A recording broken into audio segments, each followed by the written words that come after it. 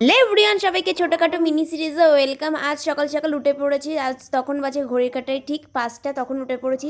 আজ ছিল আমার সরস্বতী পুজোর জন্য জুয়েলারি বানানোর জন্য উঠে পড়েছি। তো ফার্স্টেই উঠে বসে পড়লাম সমস্ত রকম জিনিস নিয়ে। আর জানো এই কড়িগুলো আমি অনেক খুঁজে খুঁজে পেয়েছি। এক একটা পিস নিয়েছে 3 টাকা করে। বাবা আমার কি ঠকিয়ে নিয়েছে কিনা তা কি জানি। তো যাই হোক, এখানে বসে বসে আমি জুয়েলারি বানাচ্ছি। এই যে সব কিছু নিয়ে বসে পড়েছি। আর আমার কাঁচিতে একদমই ধার ছিল না, অনেক কষ্ট কষ্ট করে কেটেছি। করতে কিছুক্ষণ কাজ করার পরেই পেয়ে গেলাম আর খিদে। তারপরে চলে গেলাম ম্যাগি বানাতে। ম্যাগি বানিয়ে নিয়ে চলে আসলাম। আর এখানে আমি ভাবছিলাম সবাই ক্যামেরার সামনে বসে কি করে খায়, গা গ্লাসে মানে খেয়েই যায় রাক্ষসীর মতন।